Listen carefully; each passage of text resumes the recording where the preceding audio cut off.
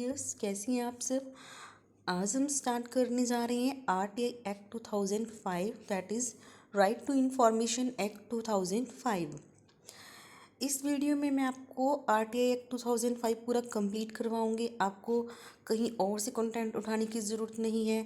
आप इस वीडियो को देखकर अपने एग्ज़ाम की तैयारी कर सकते हैं। जब देखते हैं कि राइट टू इंफॉर्मेशन एक्ट 2005 क्या कहते हैं। ये एक्ट इसलिए बनाया गया ताकि हमारी कंट्री की पब्लिक को ईज़िली इंफॉर्मेशन एक्सेस हो सके। जो इंफॉर्मेशन वो चाहती है, वो इंफॉर्मेशन स्टेट गवर्नमेंट की इंफॉर्मेशन हो सकती है, सेंट्रल गवर्नमेंट की इंफॉर्मेशन हो सकती है, या फिर कोई भी ऑर्गेनाइजेशन की इंफॉर्मेशन हो सकती है। पहले क्या था, इन इंफॉर्मेशन को सीक्रेट रखा जाता था, लेकिन एक एक्ट पास किया गया 2005 में, और इसमें क्या है, ट्रांसपेरेंसी को प्रमोट किया गया कि गवर्नमेंट और पब्लिक के बीच में कुछ भी क्या है, वो है सीक्रेट नहीं है। कुछ इन्फॉर्मेशन को डिस्क्लोज नहीं किया जाता जो क्या कॉन्फिडेंशियल नेचर की होती हैं। बाकी सारी इन्फॉर्मेशन को क्या डिस्क्लोज किया जाता है। अगर कोई पर्सन वो इन्फॉर्मेशन गेट करना चाहता है तो एप्रोप्रिएट अथॉरिटी को एप्लीकेशन सेंड करके और प्रॉपर फीस देकर वो इन्फॉर्मेशन गेट कर सकता है। Right to information is an act of the Parliament of India which sets out the rules and procedure regarding citizen right to information। तो ये एक्ट है पार्लियामेंट ऑफ इंडिया का। पहले इंडिया में एक्ट था फ्रीडम ऑफ इंफॉर्मेशन एक्ट 2002, और फिर इसको 2002 इसको रिप्लेस किया गया और उसकी जगह लाया गया RTI act 2005। Under the provisions of RTI Act, any citizen of India may request information from a public authority which is required to reply within 30 days. In case of matter involving a petitioner's life and liberty, the information has to be provided within 48 hours. अगर कोई person information पाना चाहता है तो public authority, जो कि public information officer हैं, उसे रिक्वेस्ट सेंड करेगा, और पीआईओ पब्लिक इंफॉर्मेशन ऑफिसर की ये ड्यूटी बनती है कि उस पर्सन को 30 डेज़ के अंदर अंदर वो इंफॉर्मेशन प्रोवाइड करवाए। लेकिन अगर बात क्या है, उस पर्सन की लाइफ की है, उसकी लिबर्टी की है, तो 48 घंटों के अंदर अंदर पीआईओ को वो इंफॉर्मेशन देनी होगी। The Act also requires every public authority to computerize their records for wide dissemination and to proactively certain categories of information so that the citizens need minimum recourse to request for information formally। तो act क्या है, public information officer है जो public authority है, उनकी duties को define करता है कि उनको चाहिए जो भी इंफॉर्मेशन है उसे कंप्यूटराइज करे। डिसैमिनेशन का मीनिंग देख लेते हैं। Communicated the information to the public through notice board, newspaper, public announcement और मीडिया। जो भी इंफॉर्मेशन होती है वो पब्लिक से शेयर करे, किसी भी वे में शेयर भी करे और उसको रिकॉर्ड भी बनाकर रखे, और उनको कैटेगराइज करें ताकि जो हमारे सिटीज़न हैं उनको ईजिली इंफॉर्मेशन एक्सेस हो सके। RTI is a part of fundamental rights under section 19 subsection 1 of the constitution. जो हमारे मूलभूत अधिकार हैं संविधान में दिए गए हैं, आरटीआई राइट टू इंफॉर्मेशन उसी का पार्ट है, और ये दिया गया है आर्टिकल 19(1) में। जो आर्टिकल 19(1) कहते हैं कि every citizen has freedom of speech and expression. हर एक नागरिक को बोलने का अधिकार है, वो अपने भाव विचारों को एक्सप्रेस कर सकते हैं। तो राइट टू इंफॉर्मेशन क्या है, इसी का एक पार्ट है। अब हम देख लेते हैं कि इसकी history. Before the advent of the RTI Act, the disclosure of information in India was restricted by the Official Secret Act and some other special laws. The RTI Act relaxed many such laws in the country. पहले क्या होता था, जो information होती थी वो सारी information को डिस्क्लोज नहीं किया जाता था, उसको सीक्रेट रखा जाता था, क्योंकि ऑफिशियल सीक्रेट एक्ट था जिसके अकॉर्डिंग क्या है, इंफॉर्मेशन को रिस्ट्रिक्ट किया जाता था और बहुत सारे लॉ होती थी। लेकिन जब आरटीआई एक्ट आया उसने क्या है, ऐसे बहुत सारे जो कानून थे, लॉ बने हुए थे, उनको रिलैक्स कर दिया। The first major step forwarded in the history of information movement in India was spearheaded by मजदूर किसान शक्ति संगठन MKSS इन राजस्थान। जो सबसे इम्पोर्टेंट स्टेप था जिसने आरटीआई के फॉर्मेशन पर जोर दिया वो था मजदूर किसान शक्ति संगठन राजस्थान में। ये एक ऑर्गेनाइजेशन थी और इसको लीड कर रही थी अरुणा रॉय। 1997 में ये एस्टैब्लिश हुई थी। तो ये क्या थी, जो ऑर्गेनाइजेशन थी, जो छोटे छोटे किसान हैं, वर्कर्स हैं, उनके ऊपर करप्शन हो रहा है उनके लिए, उनके खिलाफ आवाज़ उठाती थी और सोशल ऑडिट की डिमांड करती थी कि जो इन्होंने काम किया है उनके अकॉर्डिंग इनको वेजेस दी जाए, जो वाउचर्स वगैरह हैं उनको उपलब्ध करवाए जाएं, सीक्रेट ना रखें, वो डिस्क्लोज़ किए जाएं कि उनको जो वेजेस है उनको किस अकॉर्डिंग दी जा रही है। It has a movement by peasants and workers that demanded social audit of accounts in the villages and thereby exposed the corruption at the lower level of administration। तो ये एक बहुत ही इम्पोर्टेंट स्टेप था country में। इसने क्या है, बल दिया एक आरटीआई एक राइट इन्फॉर्मेशन एक्ट हो उसके बनने पर। एक्सटेंड पहले तो ये क्या थे, पूरे होल ऑफ इंडिया में एक्सटेंड था लेकिन जम्मू एंड कश्मीर में नहीं था। लेकिन जब से 370 धारा रिवोक हुई है तब से ये जम्मू और कश्मीर में भी अप्लाई हो गया है। ये इनेक्ट हुआ था 15 जून 2005 को और कमेंसिस ने काम करना शुरू कर दिया था 12 अक्टूबर 2005 को। RTI is a legal right for every citizen of India. RTI क्या है, हमारा कानूनी अधिकार है। जो अथॉरिटीज़ हैं आरटी एक्ट 2005 के अंडर, उसे क्वेसी जुडिशियल अथॉरिटीज़ कहा जाता है। क्वेसी जुडिशियल अथॉरिटी मींस जो नॉन जुडिशियल बॉडी होती है, जैसे कि आर्बिट्रेटर हो गई, ये क्या है, काम करती है और सेम प्रोसीजर फॉलो करती हैं जैसे कि कोर्ट में जो जज होते हैं उनकी तरह। नेक्स्ट देखते हैं हम इनकी इम्पॉर्टेंट डेफिनेशंस को। फर्स्ट है इंफॉर्मेशन। इन्फॉर्मेशन से पहले कई बार क्वेश्चन आ चुका है। देखते हैं इन्फॉर्मेशन में क्या कुछ इंक्लूड किया गया है। It means any material in any form including records, documents, memos, ज्ञापन, email, opinions, advice, press release, circulars, परिपत्र, orders, logbooks, contracts, reports, papers, sample models, data material held in any electronic form. आप इनमें से कुछ को याद कर लेना या फिर कोई ट्रिक बना लेना। और इसमें एक थर्ड पार्टी है। थर्ड पार्टी का मतलब क्या है, a person other than the citizen making a request for information and includes a public authority. यानी कि जो पर्सन रिक्वेस्ट कर रहा है इंफॉर्मेशन के लिए और वो जो पब्लिक अथॉरिटी है, इन दोनों को छोड़कर थर्ड अनदर पर्सन, ये ऐसा कैसे होता है। मैंने पब्लिक इंफॉर्मेशन ऑफिसर को रिक्वेस्ट सेंड की है कि मुझे जो रिलायंस कंपनी है उसकी क्या रिपोर्ट सेंड की जाए, तो क्या करेगा public information officer, Reliance company से वो डिमांड करेगा और फिर आगे मेरे को प्रोवाइड करवाएगा। तो जो रिलायंस कंपनी है वो क्या है, थर्ड पार्टी है। तो इन्फॉर्मेशन से इन सब चीज़ों को इंक्लूड किया गया है। रिकॉर्ड्स, अब रिकॉर्ड्स में देखते हैं हम क्या आता है। डॉक्यूमेंट, मैन्युस्क्रिप्ट यानी कि हस्तलिखित है, एंड फाइल। माइक्रोफिल्म, माइक्रोफिल्म होती है, माइक्रोफिल्म को हम कह सकते हैं film containing micro photographs of a newspaper, catalogue and other documents. And microfiche होता है a piece of film on which information is stored in very small print. जो माइक्रोफिल्म होते हैं उसका एक छोटा सा पार्ट जिसमें जो इंफॉर्मेशन होती है बहुत ही छोटे छोटे अक्षरों में प्रिंट होती है। फैक्सिमाइल, किसी पिक्चर की हूबहू कॉपी यानी कि नकल। And copy of a document, तो ये सारे के रिकॉर्ड हैं।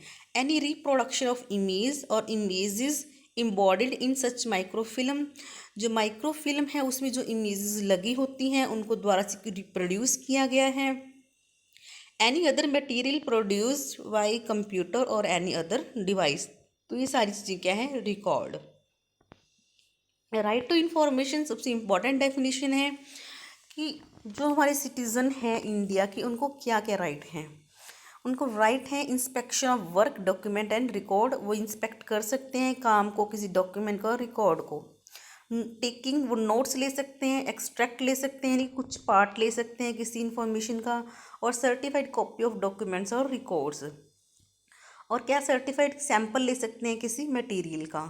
इंफॉर्मेशन पा सकते हैं वो in the form of disk, floppy, tapes, video cassette और एनी अदर इलेक्ट्रॉनिक फॉर्म। तो ये सारे क्या था, राइट टू इंफॉर्मेशन की क्या क्या राइट मिले हुए हैं सिटीजन को। The president who give assent to RTI is APJ Abdul Kalam. APJ Abdul Kalam ji ने ही RTI को क्या अनुमति दी थी, फाइनल असेंट दी थी। और फर्स्ट RTI किसने लगाई थी इंडिया में, शाहिद राजा बर्ने, जो कि पुणे के रहने वाले हैं। उनने किस लिए RTI लगाई ये हमें जानना जरूरी नहीं है, लेकिन किसने लगाई ये जानना जरूरी है। तो वो कौन थे, शाहिद राजा बर्ने।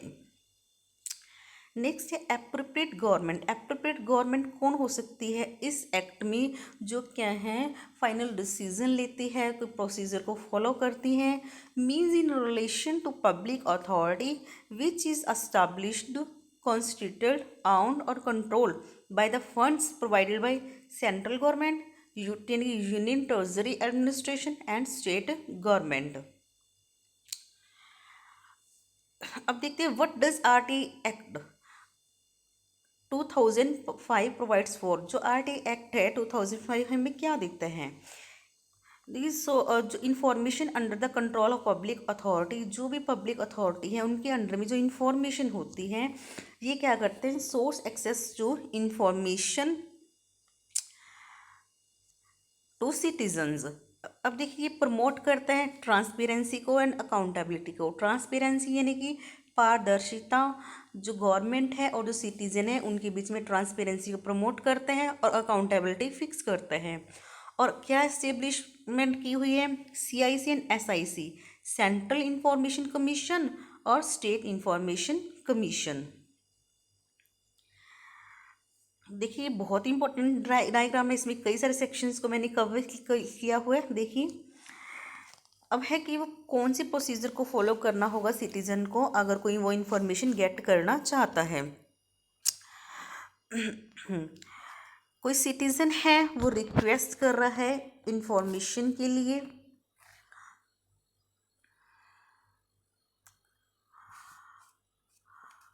तो वो क्या करता है, सेक्शन 6 के अंडर रिक्वेस्ट करता है इंफॉर्मेशन के लिए। तो ये पब्लिक इंफॉर्मेशन ऑफिसर क्या है, उसकी डिमांड करेगा, आस्क फॉर फीस मांगेगा, तो उसको पेमेंट ऑफ फीस दे देगा, यानी कि जो सिटीज़न है उसको फीस पेमेंट कर देगा। लेकिन अगर सिटीज़न BPL के अंदर आता है, यानी कि बिलो पॉवर्टी लाइन के अंदर है, तो उसको फीस पे करने की ज़रूरत नहीं है। तो जो फर्स्ट वो अपील कर रहा है, सिटीज़न रिक्वेस्ट कर रहा है, तो क्या है, पब्लिक इंफॉर्मेशन ऑफिसर और अपीलेट ट्रिब्यूनल, इनको क्या है 30 दिन के अंदर अंदर क्या है वो सिटीज़न को वो इंफॉर्मेशन प्रोवाइड करनी होगी। लेकिन अगर ये रिफ्यूज़ कर देता है तो सिटीज़न क्या है 90 डेज़ के अंदर क्या है सेकंड अपील करेगा, किसको, SIC को या फिर CIC को, स्टेट और सेंट्रल इंफॉर्मेशन कमीशन को।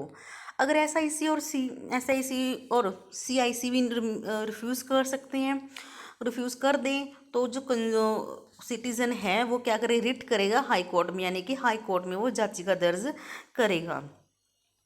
अब देखिए जो सेक्शन 7 और सेक्शन 5 कहते हैं कि कोई अगर वो पर्सन बिलो पॉवर्टी लाइन में है तो वो फीस चार्ज नहीं करेगा, फीस नहीं भरेगा। अब हमने कहा है कि जो फर्स्ट अपील है विदिन 30 डेज़ है, और जो सेकंड अपील है विदिन 90 डेज़ है। फर्स्ट अपील करेगा अपीलेट अथॉरिटी को, और सेकंड करेगा SIC और CIC को। जो PI हुआ है पब्लिक इंफॉर्मेशन ऑफिसर, उसको 30 दिनों के अंदर अंदर वो इंफॉर्मेशन प्रोवाइड करनी होगी। लेकिन ये 30 दिन है, ये 35 दिन भी हो सकते हैं, इसमें 5 दिन भी और ऐड हो सकते हैं, वो किस केस में। और जो टाइम फ्रेम है ये दिया हुआ सेक्शन 7 में, ये इस केस में हो सकता है, मान लीजिए सिटीज़न ने रिक्वेस्ट की है PIO को public information officer. Public information officer कौन होता है? जिसके पास हम सबसे पहले रिक्वेस्ट सेंड करते हैं किसी इंफॉर्मेशन के लिए। तो हमने उसको ऐसी इंफॉर्मेशन के लिए रिक्वेस्ट की है जो इंफॉर्मेशन इसके पास नहीं है, वो किसी और अथॉरिटी के पास है, तो हम अपनी एप्लीकेशन को ट्रांसफ़र कर देंगे दूसरी अनदर कंसर्न पब्लिक अथॉरिटी के पास विद इन 5 डेज़। तो इस केस में जो टाइम है वो 30 दिन की बजाय हो जाएगा 35 दिन। If the information is sought for the life of liberty of a person, the PIO have to provide information within 48 hours of the receipt of the request। ये हम पहले भी कर चुके हैं। अगर किसी पर्सन की लाइफ का सवाल हो, उसकी लिबर्टी का सवाल हो, तो PIO को रिक्वेस्ट के 48 घंटे के अंदर अंदर वो इंफॉर्मेशन प्रोवाइड करनी होगी। सेक्शन 8 क्या कहता है? No obligation to provide information. ऐसे कौन से केसेस हैं जो जहाँ पर सिटीज़न को इन्फॉर्मेशन प्रोवाइड नहीं की जाएगी, डिस्क्लोज नहीं की जाएगी? सबसे पहले है sovereignty and integrity of India, जहाँ पर इंडिया की संप्रभुता और अखंडता का सवाल हो। सिक्योरिटी, स्ट्रेटेजिक, साइंटिफिक और economic interest of the state, यहाँ पे क्या है? राज्य की सिक्योरिटी का और साइंटिफिक और इकोनॉमिक इंटरेस्ट का सवाल हो। और ऐसी इंफॉर्मेशन जो कोर्ट ऑफ लॉ ने क्या किया है? मना की हुई है। और ऐसी कोई इन्फॉर्मेशन जो कमर्शियल कॉन्फिडेंस की है, जिसमें ट्रेड सीक्रेट और इंटेलेक्चुअल प्रॉपर्टी इंक्लूड है, अगर वो डिस्क्लोज कर दी जाए तो जो थर्ड पार्टी है उसकी कॉम्पिटिटिव पोजीशन को नुकसान पहुंचेगा, तो ऐसी इंफॉर्मेशन भी डिस्क्लोज नहीं की जाएगी। Information received from foreign government in confidence, Indian government ने फॉरेन गवर्नमेंट से कोई इंफॉर्मेशन रिसीव की हुई है, वो क्या है? तो इंडिया गवर्नमेंट का एक उसका ऑब्लिगेशन बनता है कि उसको सीक्रेट बना कर रखे, उसको डिस्क्लोज ना करे। Information the disclosure of which would endanger the life of physical safety of any person. ऐसा किस केस में होते हैं? जो बहुत बड़े क्रिमिनल्स होते हैं, जिसको पब्लिक चाहती है कि उसकी जो लोकेशन है उसे ट्रेस किया जाए, तो इस केस में क्या हो सकता है? उस पर्सन की लाइफ को खतरा हो सकता है, तो उस पर्सन की जो एंटिटी है उसकी लोकेशन है उसको डिस्क्लोजर नहीं किया जाता ताकि उसकी सेफ्टी बनी रह सके। The information even after 20 years of any occurrence, event or matter shall be provided to the applicant subject to clause A, C and I of section 8। section 8 के clause A, C and I में according अगर कोई application demand करता है तो इस information जो उस घटना के, उस मैटर के घटने के 20 साल बाद भी वो इंफॉर्मेशन प्रोवाइड की जाएगी। सेक्शन 9 कहता है Daniel of information under copyright infringement of CPIO और SPIO, यानी कि सेंट्रल पब्लिक इंफॉर्मेशन कमीशन, और SPIO state public information officer, कि ऐसी इंफॉर्मेशन जो किसी के कॉपीराइट की उल्लंघना करता हो तो ऐसी इंफॉर्मेशन भी प्रोवाइड नहीं की जाएगी।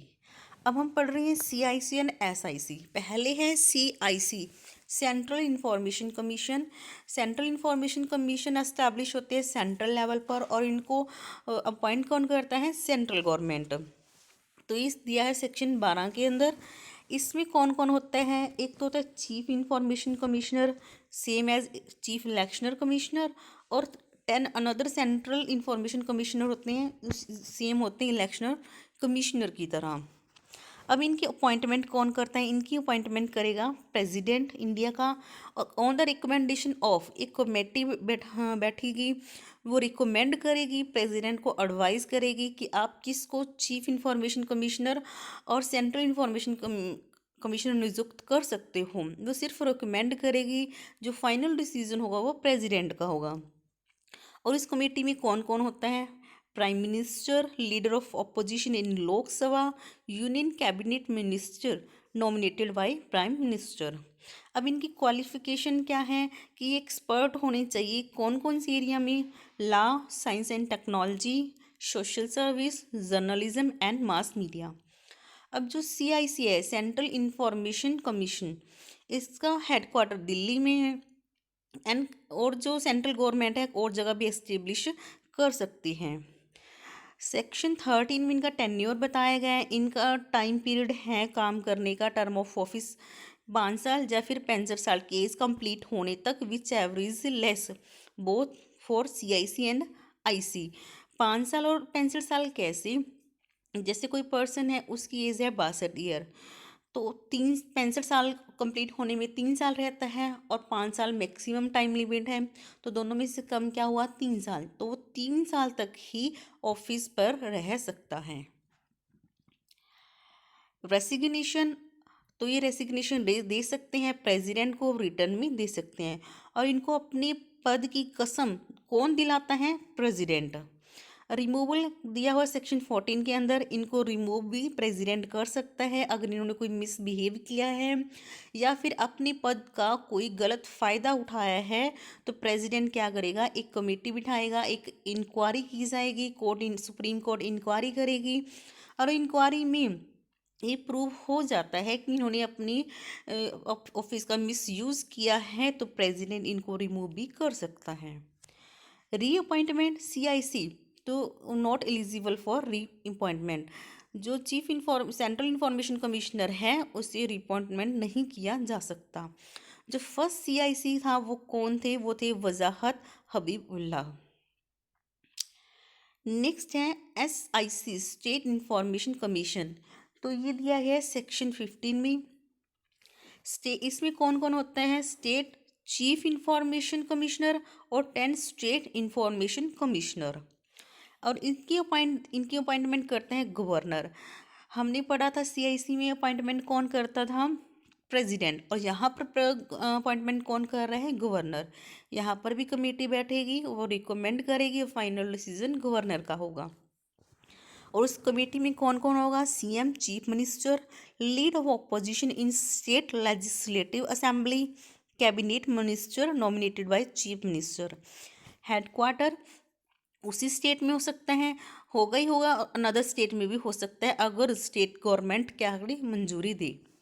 इनका टेन्योर सेम है, 5 साल या फिर 65 साल तक की उम्र तक, जो दोनों में से कम हो।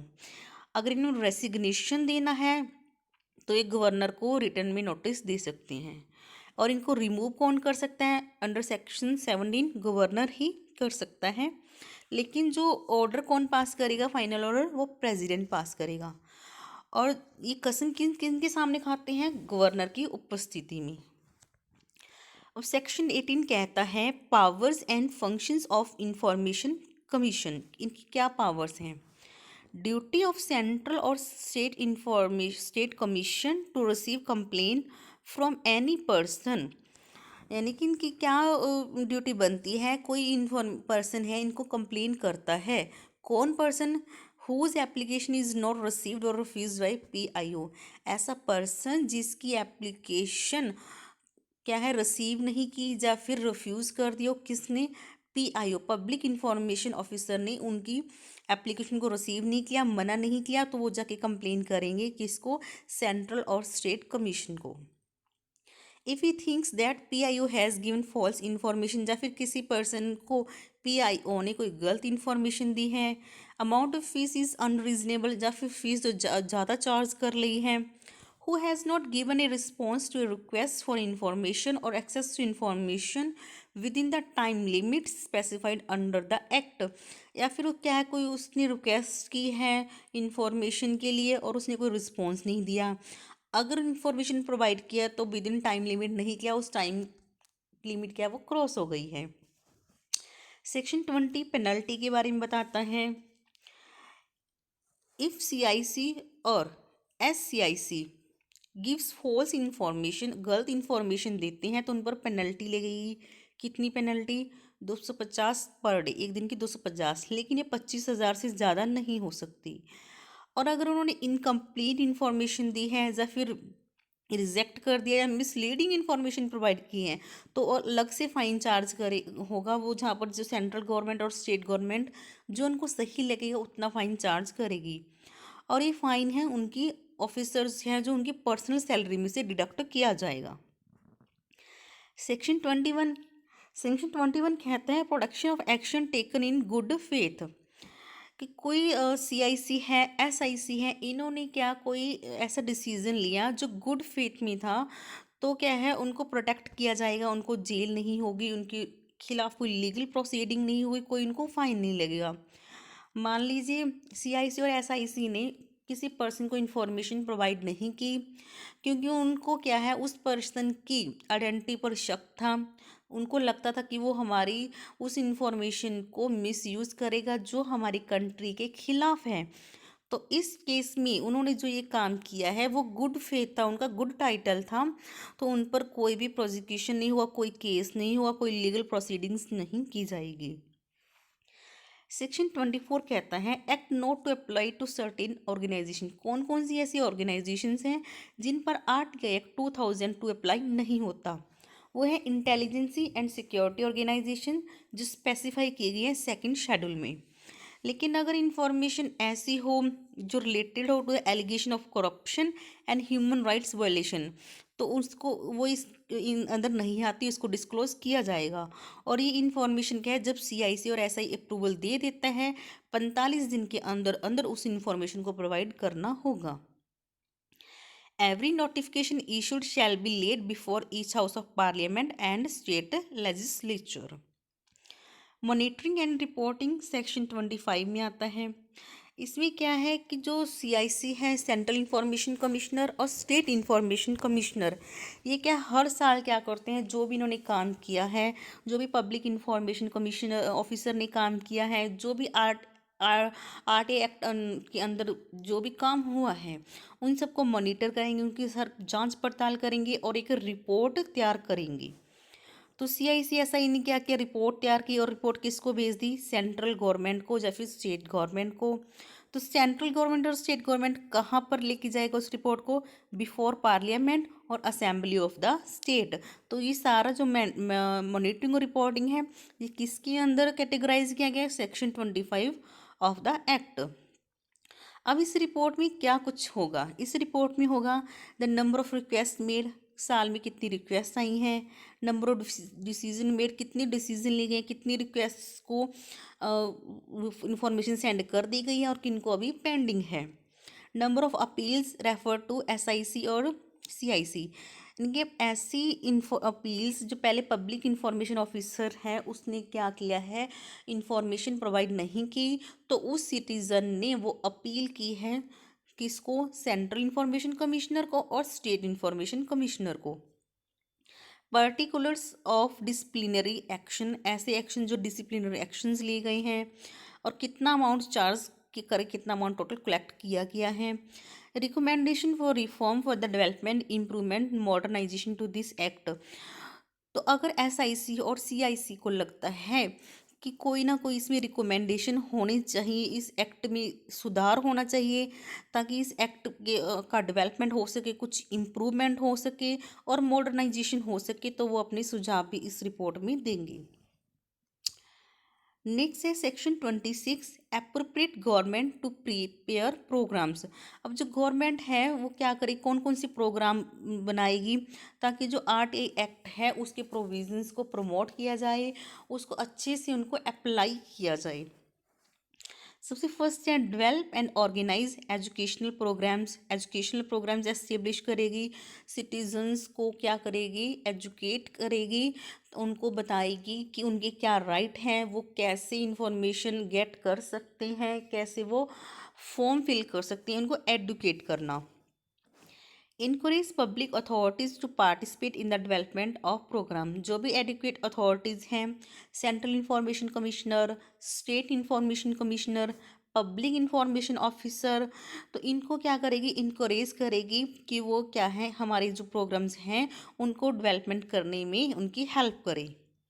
Promote timely and effective disseminate of accurate information by public authority about their activities. उनका यानी कि प्रमोट करेगी उनका टाइम, जो उन्होंने डिसएमिनेशन है ऑफ एक्यूरेट इन्फॉर्मेशन, यानी कि जो इन्फॉर्मेशन है उसको बाय मीडिया, जब बाय प्रेस रिपोर्टर, कैसे भी क्या करें, लोगों के साथ शेयर करें, टाइमली शेयर करें, उनको प्रमोट करेगी। नेक्स्ट है train CPIO and SPIO and provide appropriate training material. जो सेंट्रल पब्लिक इंफॉर्मेशन ऑफिसर हैं और स्टेट पब्लिक इंफॉर्मेशन ऑफिसर हैं उनको ट्रेनिंग प्रोवाइड करना और ट्रेनिंग के लिए जो भी मटेरियल चाहिए वो प्रोवाइड करना। नेक्स्ट है update and publish the guidelines at regular intervals like object address email address manner and form fees etcetera. अगर कुछ एक्ट में चेंजेस होते हैं तो क्या करेगी गवर्नमेंट सिटीजन्स को उनके लिए अपडेट करेगी और पब्लिश करेगी जो भी गाइडलाइंस हैं। जैसे कोई एड्रेस हो गया, ईमेल एड्रेस क्या है, मैनर एंड फॉर्म किस मैनर में किस फॉर्म में सिटीज़न को रिक्वेस्ट सेंड करनी है, कितनी फ़ीस भरनी है, CIC और SIC की क्या ड्यूटीज़ हैं, क्या पावर्स हैं, वो सब। आई होप आपको ये समझ आया होगा। तो इस वीडियो में हमने ये सारा अपना कंप्लीट कर लिया है। आपको और भी कंटेंट कहीं से ढूंढने की ज़रूरत नहीं है और ये आपके एग्ज़ाम के लिए बहुत ज़्यादा हेल्पफुल होगा। अगर आपको मेरी वीडियो अच्छी लगती है मेरे चैनल को सब्सक्राइब कीजिए, लाइक शेयर और कमेंट कीजिए। Thank you, good luck and happy study.